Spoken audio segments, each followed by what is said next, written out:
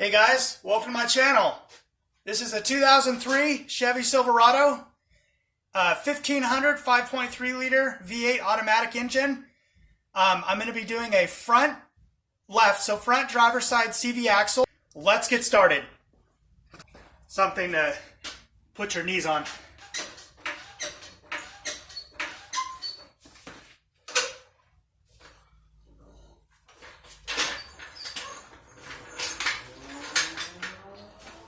Make sure you have the transmission in park, the parking brake set, and wheel chocks at the back wheel. Use a jack stand. Make sure the vehicle doesn't rock or move so it doesn't fall. Impact wrench, 19 millimeter deep socket.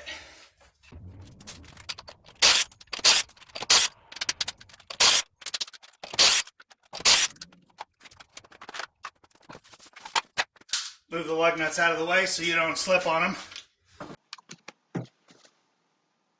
Okay, so what I'm doing here is I'm using my 35 millimeter socket half-inch drive to remove the axle nut and just use a little bit of WD-40 to make it easier for the axle and to kind of move in and out.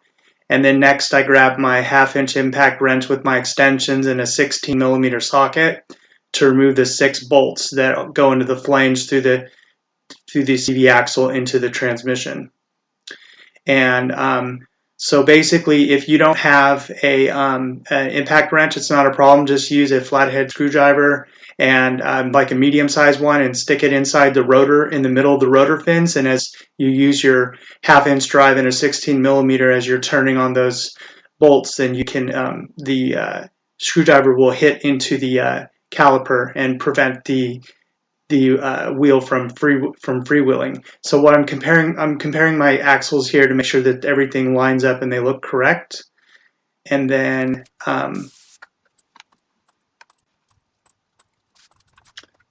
okay, so what I'm doing here is with the 6 bolts that go into the CV axle to hold on the transmission, is I'm cleaning them off with brake parts cleaner and then put red Loctite on all the threads.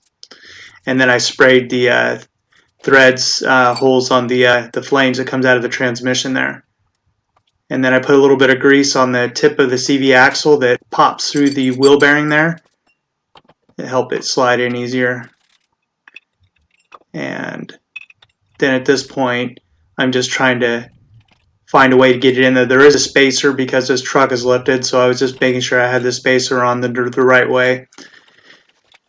And then so starting to get it all lined up and kind of fiddled around with those bolts. And then I started to get the bolts in. And then what you see me doing here is I'm getting prepped to get these bolts tightening them rather. And I just needed to get a stubby ratchet with an adapter to help me get in there and just kind of get them kind of loosely in there, not cranking on them. Just want to make sure I get the thread started properly. And then I used a flathead screwdriver, as you can see there, because every time I was turning it to the right, it kept wanting to move. So the screwdriver can be inserted into the middle of the rotor, and then it stops at the caliper, so it doesn't allow it to move. So now what I'm doing is I'm torquing them, all the those 6 bolts in a crisscross pattern. And then I'm going to go around in a circle and then just double check them all. And then this process kind of continues for a little bit. Then what you saw me doing there is with my chalk pen, or you can use an ink pen, you can just go in and mark all the bolts one at a time as you go in a circle going clockwise. And that really helps kind of make you feel a little more confident that you've done the job properly. It's just one way that I use to eliminate questions or concerns or any doubt at the end of a repair. If there's ever, in the event there's ever a problem, I've painted the bolts, and if I ever have to get pulled off the job, I know where I left off because I painted the bolts. So it just really helps give me a little more confidence in the job that I know that I did it and didn't forget anything. So what I'm doing here is I'm putting a little bit of anti-seize on the threads and then I just kind of snugged down that big axle nut real quick. So now what I'm doing is I'm just kind of turning it around to make sure everything's turning smoothly, everything's working properly. And then what I did was I popped off the center hub, getting ready to put the wheel on. So I'm going to put a little bit of NICs on the threads. I think I already did that. And so it just makes the job better, and it's just a neater way of doing auto repair, and prevents those threads from getting damaged. So I'm just going around crisscross, tightening up all the lug nuts with my 19 millimeter socket, my 1/2-inch impact wrench. And so I'm going to lower it down, and then I'm going to get out my torque wrench and torque everything down, as you'll see in the next segment. Final torque on this axle nut is 177 foot-pounds. So make sure your axle has a washer. The new axle should have a new washer and the new nut for the CV axle. And this one, it has it built into it. So I'm gonna not use the old nut for the CV axle, and I'm not gonna use the old washer because this has it. But if yours doesn't have it, use the washer. The lug nut torque specification is 140 foot-pounds.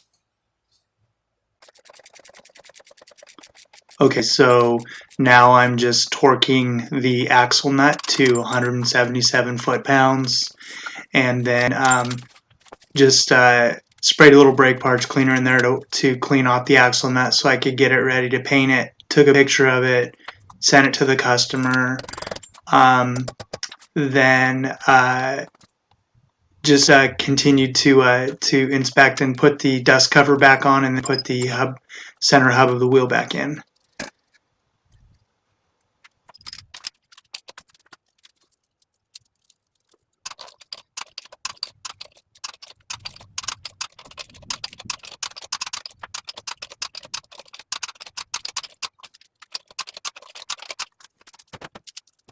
So that's how it's done. That's how you put a front CV axle on a 4-wheel drive application Chevy Silverado 5.3 liter. Then you go take it for a road test, make sure everything feels good, make sure there's no noise, and you are done.